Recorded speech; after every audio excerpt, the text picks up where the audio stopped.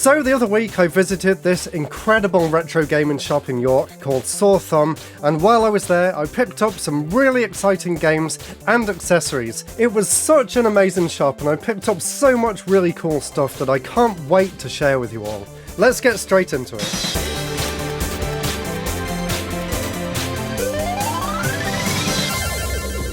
So the first thing is this Nights into Dreams LCD game by Tiger Electronics, and I was so excited to find this. It's been on my eBay list for many years, and when I saw it in the back of the display cabinet at the bottom, I just grabbed it out of there straight away and took it to the counter before anyone else could get their hands on it. And as you can see, it came complete in its original packaging as well, which is just incredible, and I just love the artwork on this as well. It is really nice, and it's something that I've wanted for a long time. I did open it, as you can see. I cut it very carefully across the bottom and pulled the game out to actually give it a go, because I am a big believer in actually playing things rather than keeping them sealed. Even if it might decrease the value over time, I still think it was worth doing. Although it turns out that the game absolutely sucks, which kind of was to be expected. It is just a Tiger LCD game, but even so, super excited to have this as part of my collection. And I'm sure you guys and girls watching can understand that something like this really means a lot to me, and I'm really happy to have it. And something else super exciting that I found in one of the cabinets, before we get onto the actual games, this is another thing that's been on my eBay list for a long time, but it's always been too expensive.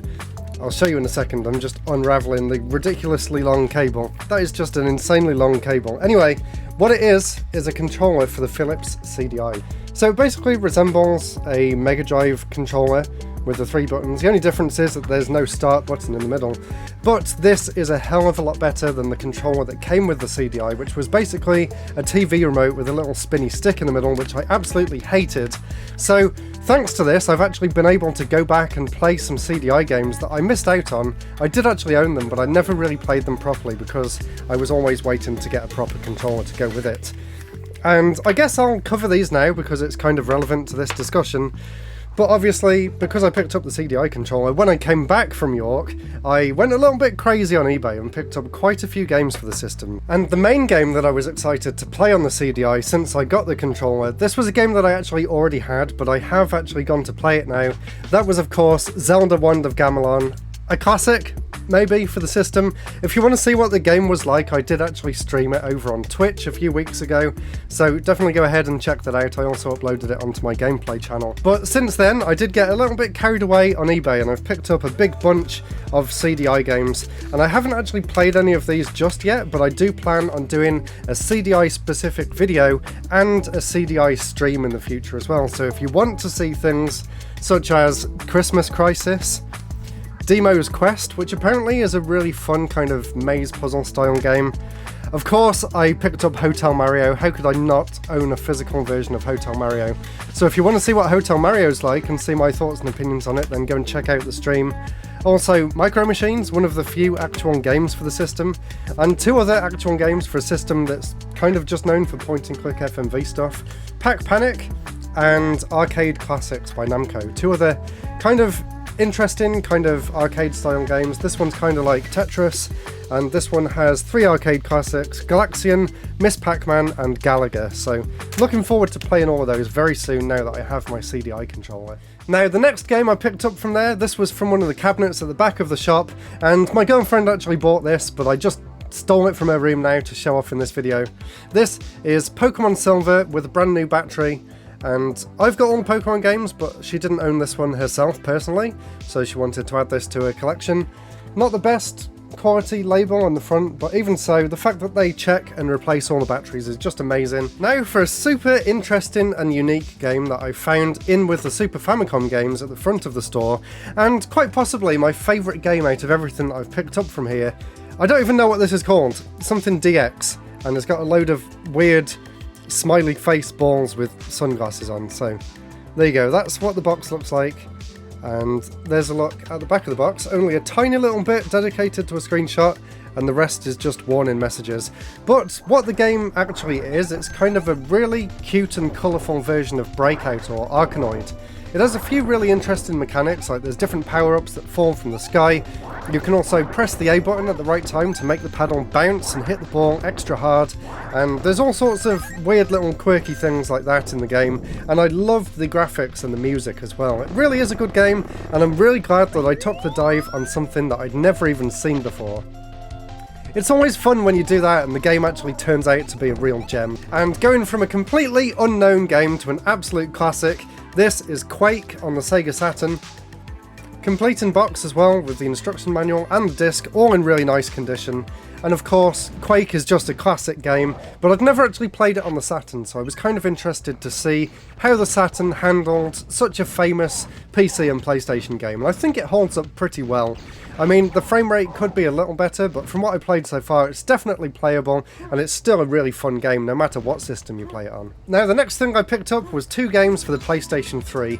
After I did my top 15 PS3 games video, a lot of people questioned me and said, "Where's God of War?" Well, I didn't find God of War 3 there, but I did find God of War Ascension, so I picked this one up to add to the collection. Apparently, it's not one of the better games in the series, but I did play it a long time ago at Gamescom, and I'm really excited to give it a go, as well as the other games that are on the PS3 as well.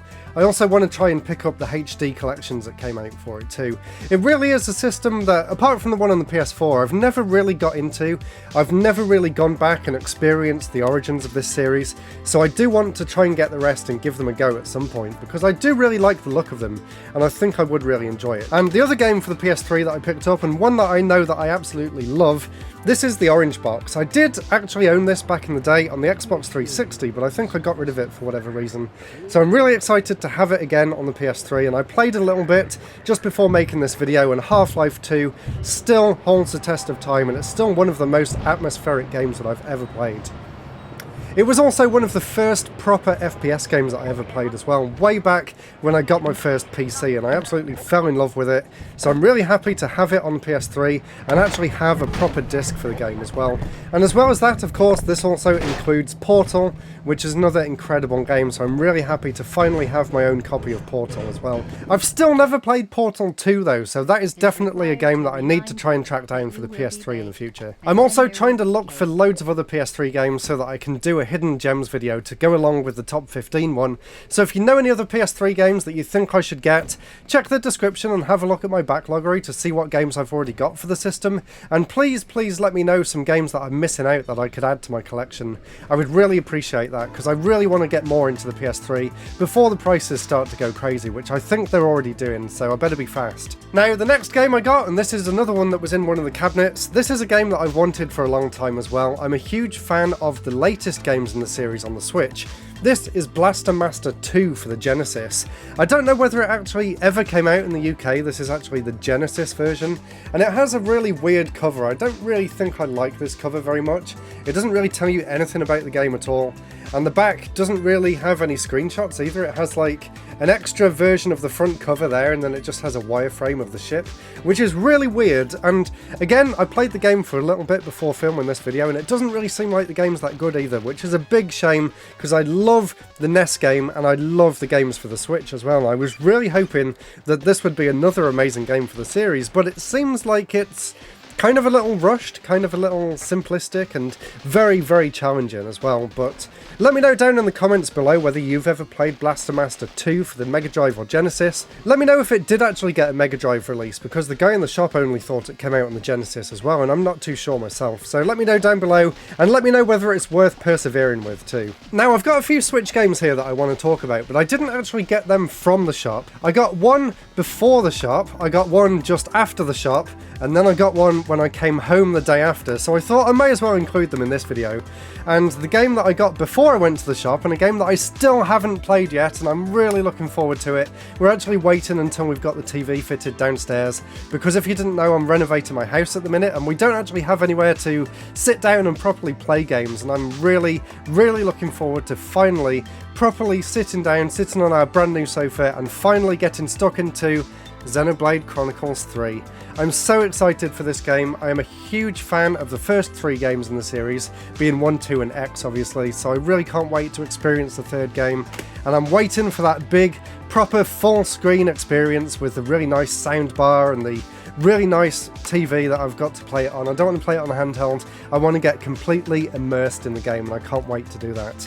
and the game that I picked up just after the shop, which I played on my excruciatingly long journey back home because the trains were all delayed and cancelled. But luckily I had my Switch Lite with me, so I had some entertainment for the incredibly long and tiring journey, and during that time I was playing Tony Hawk's Pro Skater 1 and 2, completely remade from the ground up. I absolutely love both of the original games, and I feel like they did an incredible job with this one. It's such a shame that they're not going to be doing 3 and 4 as well, because I do actually prefer 3 and 4 over 1 and 2 when it comes to the original games. But even so, I was really enjoying this, and it's actually really good on the Switch as well.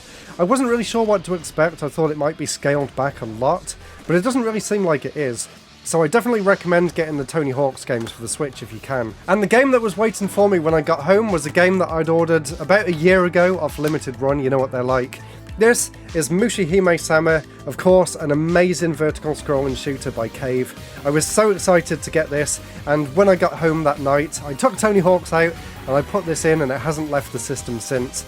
Absolutely incredible game. Of course I played it many years ago, but it's great to actually have a proper physical version of it, and I just love everything that Cave put out, and this game is no exception. And I just realised there was one more game from the shop which I missed out, and quite possibly the best game that I picked up too. At least the best game that I'd actually heard of, not like that weird Breakout game. This is Wonder Boy in Monsterland. I'm a huge fan of the later Wonder Boy games in the series, like Monster World 4 and Wonder Boy 3 of course, so I thought I would go back and check out where the series began way back on the Sega Master System, and I'm really enjoying my time with this game actually. It's very different. It's not really what I was expecting. A lot of the more recent games in the series, even some of the later games on the Master System, feel more like Metroidvania or like Shantae style games where you can go backwards and forwards. This one is actually level based, but it still has some of those interesting kind of RPG action platformer kind of mechanics. Not like the original Wonder Boy game, which was literally just level to level. This one is still level to level, but you also get shops and you get different power-ups that you can use to level up your character and level up your weapon and energy and stuff. So really fascinating game, and I can't wait to play more of it. Unfortunately, I don't know where my Master System converter is, so I did actually only play the ROM on the Mister, so I still haven't actually had a chance to put the cartridge in and play it properly, so hopefully I can find that soon and give it a go. If you want to check out what the shop was like, then click the video up here and go and check it out. I did a full tour and it is incredible. That's it for now anyway. Thank you for watching, and I'll see you very soon for the next episode. Goodbye.